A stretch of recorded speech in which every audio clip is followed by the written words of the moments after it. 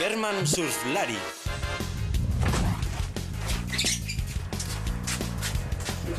Kaixo, barkatu. Kaletik nindoala... iragarki bat ikusi dut. Hau da surf eskola, ezta? Alaxe da, bai. Bai, hau da, Sabezko surf eskola.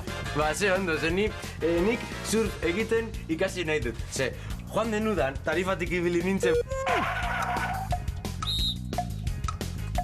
Bueno, eta sekulako inbidia pasatu nuen.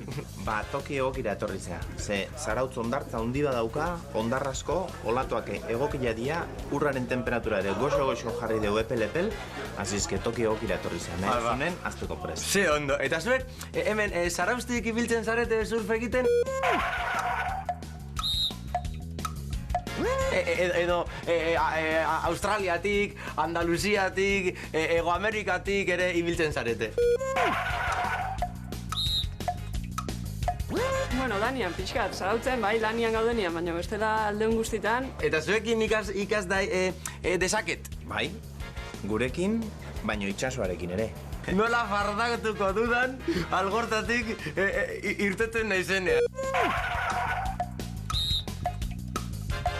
Ba, hori, 3. denbora da, hortan gu ez geha sartzen, fardeak eta zure kontu. Nondik kasua gehiagitxotan erabiltzen dugu hainbatetan. Algortatik irtengo naiz, bezalako esaldien ordez, ahalegin du algortan irtengo naiz esaten. Besteen beste gertatzen da, Australiatik ibili da surf egiten esaldiarekin. Kasu honetan, zuzenagoak izango dira, Australian ibili da surf egiten, edota Australian zehar ibili da surf egiten. Bai, hotz handia daukat, saltoka egiten ibiliko naiz pizka bat, berotzeko. Baina zuek, segi uretara lasai, ni orantxe noa. Bueno, ez pentsa, atzeraka egiten hasiko naizenik, Lasai, hasiera batian lehorrian ingoitu ariketa batzuk, eta gero jungo gaureta. Hemen lehorrean? Ze ondo, bale, oso. Bai, ez zaten jungo geha tablan, eta horrez erakutsiko izut nola jartzen gehan zutik.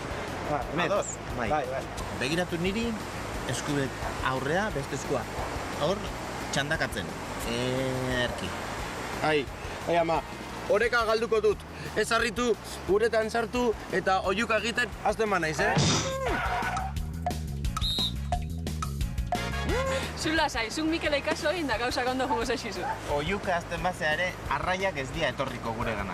Aizu, zuekin horrela egiten badut, ez pentsa keinuka egiten ari naizela, Oreka mantentzeko da, eta uretara erortzen banaiz, horrela, keinuka egiten hasiko naiz. Zuek nire bila etortzeko, baina ez egin lo, horrela zurrungaka egiten.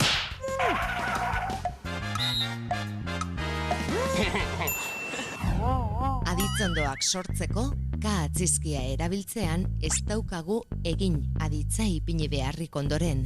Horren bestez, nahikoa izango da, saltoka hasiko naiz, esatea, edota keinuka arituko naiz zuretan.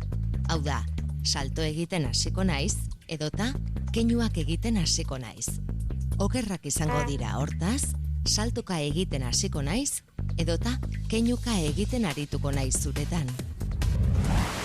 Bueno, hondartzan gora eta bera, korrika ibili naiz eta ja, hobeto nago. Tablan gainen ezango beha, suave, punta, beira, marrazkia hortxe. Ai, ama. Eta hor. Ai. Eta zer egingo dut uretan bueltaka azten ba naiz, Gero, arnazestuka egiten aterako naiz zalapartaka. Zula zaiko, oso ondo izu egiten da. Bai, nik nahiago nuke orain Mikel Paulorekin Gasteizen boteak hartzen ibili. Bueno, zu pentsatu Mikel Pablo zein biri pasaka untzuri hemen ikustian, hain surfista hona izan da. Hori ere, egia da. Uda honetan, algortatik irtetzen naizenean, izugarri fardatuko dut, eta Mikel Pablo marmarka egiten. Hanka bat, iriki. Oso.